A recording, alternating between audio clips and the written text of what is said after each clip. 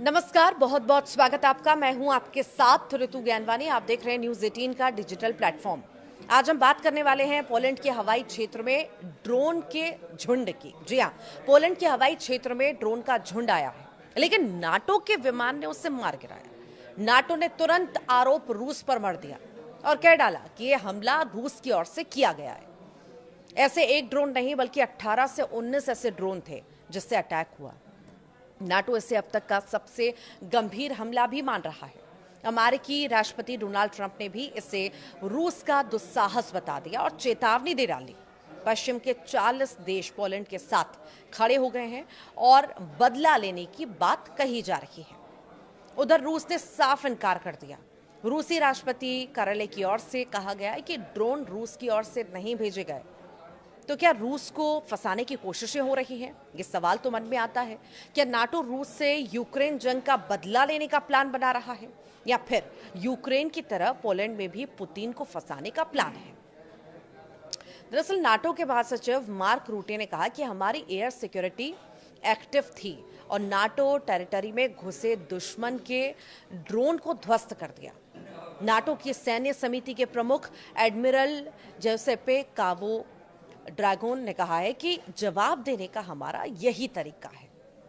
Police गृह मंत्रालय के अधिकारियों के मुताबिक 19 रूसी ड्रोन रात में देश के हवाई क्षेत्र में घुस आए थे। अब तक 14 ड्रोन बरामद किए गए हैं।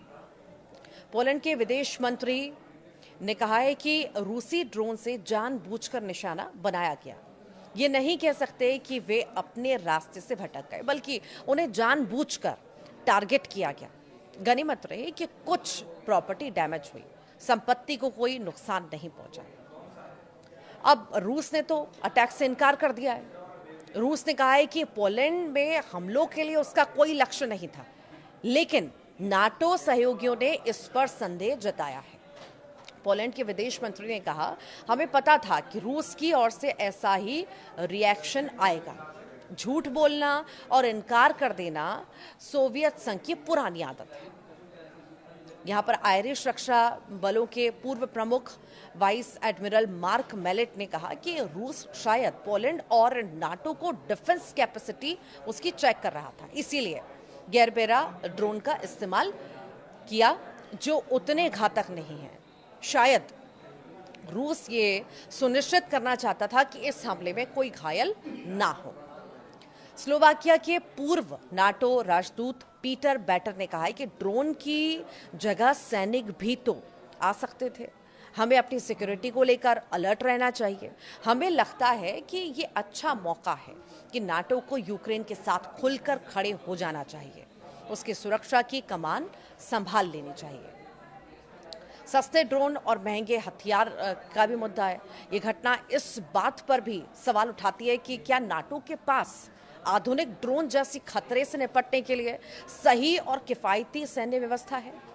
पोलैंड के एक सैन्य प्रवक्ता ने कहा कि अधिकांश ड्रोन गरबेरा प्रकार के थे, जो स्टायरोफोम से बने बेहद सस्ते ड्रोन हैं और जिनकी रेंज सैकड़ों किलोमीटर है।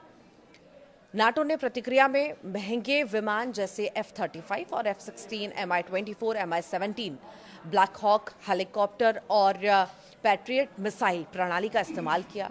पोलैंड, नीदरलैंड, इटली और जर्मनी की सेनाएं प्रतिक्रियाएं में शामिल थीं। इन महंगे हथियारों से लगभग 19 ड्रोन रोके गए, जिन्हें पोलिश अधिकारियों ने खतरा माना है। लेकिन यूक्रेन युद्ध में ड्रोन युद्ध बहुत तेज है, जिसमें एक बार में सैकड़ों ड्रोन हमले कर सकते हैं। ये नाटो की पारंपरिक हवाई सुरक्षा प्रणालियों के लिए चुनौती है, जो मिसाइलों और पायलट वाले विमानों से बचाव के लिए बनी थी। पोलैंड में घुसे ड्रोन गरबेरा आखिर हैं क्या, ये भी आप जान लीजिए।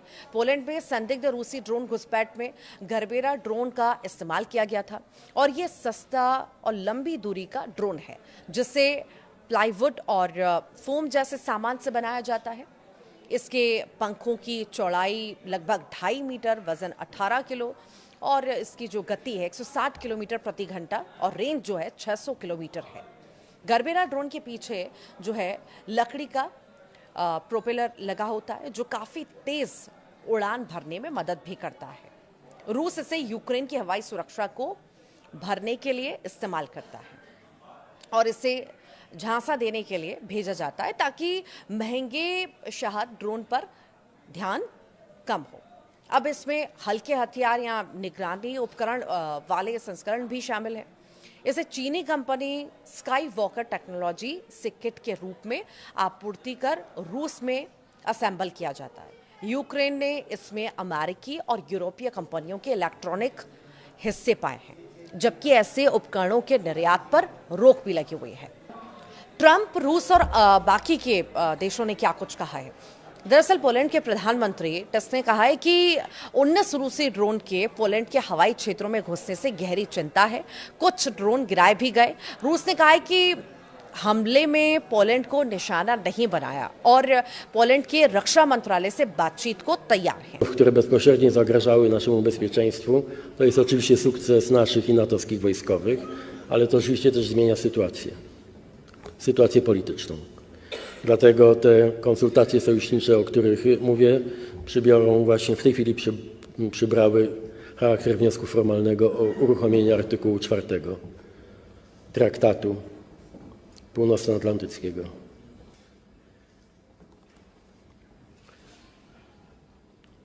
Chcę bardzo mocno podkreślić, nie ma dzisiaj powodu twierdzić, że znaleźliśmy się w stanie wojny. Ale nie ulega wątpliwości, że ta prowokacja przekracza dotychczasowe granice i ma charakter nieporównywalnie bardziej niebezpieczny z punktu widzenia Polski niż wszystkie pozostałe, wszystkie wcześniejsze. Nie ma powodu, wystarczy nam ten jeden realny na wschodzie. Ale ta sytuacja, która stawia nas wszystkich bliżej otwartego konfliktu, bliżej niż kiedykolwiek po II wojnie światowej. Mamy pełnoskalową wojnę za naszą granicą, ukraińsko-rosyjską, ale mamy już coś, co przekracza granicę zwykłych prowokacji u nas, na naszym niebie. I może dzisiaj trzeba znowu bardzo głośno i wyraźnie powiedzieć. Polska ma dzisiaj wroga politycznego, który nie kryje swoich wrogich zamiarów za wschodnią granicą. Dziękuję bardzo panu premierowi za przedstawienie informacji.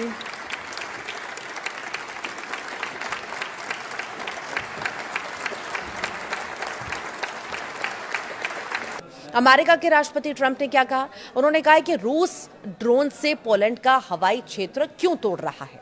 ये देखिए, उन्होंने Poland के राष्ट्रपति से बातचीत करने का निर्णय लिया। नाटो महासचिव रूटे ने घटना को पूरी तरह लापरवाही भरा कदम बताया और पोलैंड के साथ एकजुटता जताई है। ब्रिटेन के प्रधानमंत्री कीर स्टारमर ने इसे बेहद ही लापरवाह कदम बताया। इस सभी पर ये अलग अलग रिएक्शंस जो हैं सामने आए हैं। हालांकि रूस पूरी तरह से सरे से इनकार कर रहा है। आप क्या सोचते हैं इस हमले को लेकर के? जरूर बताइएगा कमेंट बॉक्स में।